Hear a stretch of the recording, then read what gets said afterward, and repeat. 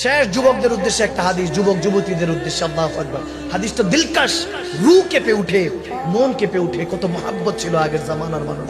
এক আল্লাহর ওয়ালা ছিলেন, হুজুর ছিলেন। ওই জামানার বাগদাদ শহরে গেলেন দিন মজুর নেওয়ার জন্য, শ্রমিক নেওয়ার জন্য, যে আমার কিছু কাজ করে দিবে। ওই আল্লাহর ওয়ালা যখন গিয়েছেন বাগদাদে, শ্রমিক খুঁজতেছেন, হঠাৎ করে দেখতেছে একটা যুবক, চেহারার মধ্যে, পেশানির মধ্যে একটা নুরানি ঝলক, পেশানির মধ্যে নামাজের সেজদার নূর ঝলমল করছে। ওই আবার কালো দাগ না, নূর ঝলমল করছে। যারা ঘষতে ঘষতে কালো দাগ করে, ওটা না। বা হাদিসে এসেছে কালো দাগ ওয়ালারা যারা হবে, এরকম নামাজিরা বেশিরভাগই জাহান্নামে যাবে। নাউজুবিল্লাহ।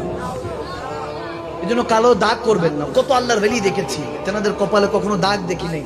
কপাল মোবারক তেনাদের নুরানি থাকতো সবসময়। আমরা এখন উল্টা গিয়ে নাক ঘষি, কপাল ঘষি। এটা করা যাবে? বারহাল যখন নুরানি চেহারা, জবিনের মধ্যে, পেশানির মধ্যে নূর, সেজদার নূর ঝলমল করছে। হুজুরের পছন্দের যুবককে ডাক দিল, এদিকে আসো, আমার কিছু কাজ আছে, তুমি কি আমার সাথে যাবা? বলতেছে হুজুর যাবো, তবে শর্ত একটা। বলে কি? বলে সবাই 4 দিরহাম 5 দিরহাম করে নিচ্ছে, আমি 3 দিরহাম নেব। সুবহানাল্লাহ। বলে তো ভালো কথা, সবাই 5 দিরহাম 4 দিরহাম নেয়, তুমি 2 দিরহাম 1 দিরহাম কম নিবা, 3 দিরহাম নিবা। ঠিক আছে, আর কোনো শর্ত আছে? বলে হুজুর কোনো শর্ত নাই, শুধু এতটুকুই শর্ত। বলে চলো। যাচ্ছে, বলে আমার এই মাল সামাল এগুলো উঠাও। পিঠের মধ্যে নিয়েছে। হঠাৎ করে আজান পড়লো। সে বলতেছে হুজুর কিছু যদি বেয়াদবি মাফ করেন, একটা কথা বলবো। বলে বলো। বলে আজান পড়েছে, একটু যদি আল্লাহর সেজদাটা আদায় করে আসতাম। সুবহানাল্লাহ। বলে যাবো আর আসবো। বলে ঠিক আছে, যাও। উনিও রাখলেন। বলে আমিও নামাজ পড়বো, সমস্যা নেই। একসাথে ঢুকলেন। নামাজ পড়ে হুজুর সুন্নত পরে বেরোতে বেরোতে জোহরে আজান দিয়েছে। শেষ সুন্নতে মুআক্কাদা 2 রাকাত পরে বের হয়ে দেখতেছে যুবক আগে থেকে বসে আছে। বলে কি ব্যাপার, তুমি সুন্নত পড়ো নাই? বলে হুজুর সুন্নতটা পরে নিতে পারবো, ফরজটা আগে দরকার ছিল, পড়ে নিয়েছি, কাজটা শেষ করে সুন্নতে মুআক্কাদা আদায় করে নিব। সুবহানাল্লাহ। হুজুর তেনাকে দিয়ে কাজ করানো। ওই যুবক কাজ করলো। কাজ শেষ করে রাতের বেলা প্রায় বিকাল হয়ে গেল, মাগরিবের কাছাকাছি। হুজুর বলতেছেন নাও তোমার 3 দিরহাম দিল। ওই যুবকের প্রশংসা ওই হুজুর তেনার বেগম সাহেবের কাছে, ওনার ওয়াইফের কাছে, পরিবারের কাছে যখন তারিফ করলেন, ওনার পরিবার বলল যুবকটা তো অনেক নেককার, তাকে বলেন যে কিছু খাবার খেয়ে যেতে আমাদের সাথে। যখন ওই যুবককে যখন বলল যে আমাদের সাথে খাবার খাও, রামাদানও ছিল না, কিন্তু ছেলেটা বলে উঠলো যে হুজুর আমি নফল রোজা রেখেছি। সুবহানাল্লাহ। বলে সোমবারে রোজা রেখেছি, এই দিনে আমার হুজুর, আমার কামলিওয়ালা নবী দুনিয়াতে এসেছেন, এজন্য রোজা রাখি। সুবহানাল্লাহ বলেন। আল্লাহর দরবারে শুকরিয়া থান। তখন বলছে ঠিক আছে, তাহলে ইফতারটা আমার সাথে করবা, আমাদের সাথে করবা। ঠিক আছে, চলে গেল। কিছুক্ষণ মাগরিবের আজান দিল, সে আসলো, ইফতার করলো, দোয়া হলো। রাত হয়ে গেল। বলতেছে আজকে রাতে থেকে যাও। যুবকটা থেকে গেল। গভীর খেয়াল। রাতের বেলা যখন ঘুমালো, ওই হুজুরে একটা বিকলাঙ্গ মেয়ে ছিল, একটা কন্যা সন্তান ছিল, যার পা চলতে পারতো না।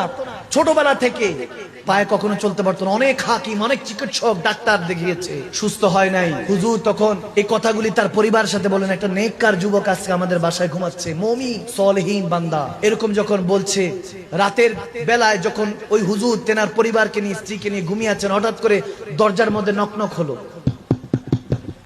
টোকা পড়লো। হুজুর দৌড়ায় গেলেন, দরজা খুললেন, দেখে তেনার মেয়ে সুস্থ দাঁড়িয়ে আছে। সুবহানাল্লাহ। বলে মাগো তুমি কিভাবে দাঁড়িয়ে আছো? বলে আমি কিভাবে দাঁড়িয়ে আছি জানি না, আজকে যখন আমি ইবাদত ছেড়ে ইশারায় ইবাদত করে আল্লাহর কাছে হাত তুললাম, আল্লাহ আজকে আমার ঘরে এক নেককার বান্দার কথা শুনছি যে তোমার নবীকে ভালোবাসো, তোমাকে ভালোবাসো। আল্লাহ আমার জুবানে তাহসির আছে কিনা জানি না, কিন্তু এই নেককার বান্দাটা যদি তোমার দরবারে কবুলিয়াতের মাকামে থাকে, তার উসিলায় ওয়াবতাগু ইলাইহিল ওয়াসিলা, তার উসিলায় আমাকে সুস্থতার শাফা দান করো। বলে বাবা আজকে প্রায় 18 বছর পর দাঁড়িয়েছি, ওই নেককার সন্তানটা, ওই নেককার বান্দার কারণে আল্লাহ আমাকে সুস্থতা দান করেছে। হুজুর দৌড়ায় গেলেন ওই নেককার বান্দার ঘরের মধ্যে, গিয়ে দরজাটা ধরলেন, দেখে খুলে গিয়েছে। দেখে ওখানের মধ্যে, বিছানার মধ্যে কেউ নাই। হঠাৎ করে দেখতেছে একটা কাগজ ওখানের মধ্যে ওই বিছানায় পড়ে আছে। কাগজটা হুজুর তুললেন, উঠে ওখানের মধ্যে লেখা আসসালামু আলাইকুম রাহমাতুল্লাহ। হুজুর মাফ করবেন, আমার রাজ ফাঁস হয়ে গিয়েছে। আমি কোন নেককার বান্দা না, আমি তেনার নাফরমান বান্দা, কিন্তু আল্লাহ আমাকে আপনাদের কাছে এত ইজ্জত দিয়েছে, এই ইজ্জতের কাবিল আমি না। এজন্য আমার পিছনে নয়, আমার পিছনে দৌড়ানোর দরকার নাই, আমাকে খোঁজার দরকার নাই।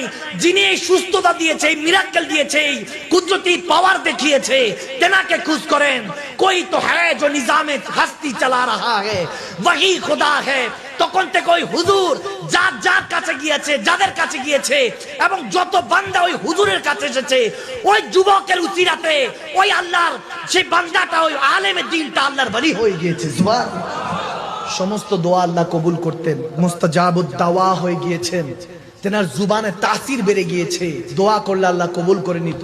ভাইরা আমার, বাবারা আমার, যুবকদেরকে উদ্দেশ্যে এই কথাগুলি বলেছি। এই যুবক, এই সময়গুলি অল্প, বার্থডে সেলিব্রেট করছেন, জন্মদিন পালন করছেন, সুম্মা মাআযাল্লাহ আপনার কাছ থেকে একটা বছর চলে গিয়েছে, এটার আবার কিসের সেলিব্রেশন? বিয়ে নিসফুদ্দিন বলা হয়েছে।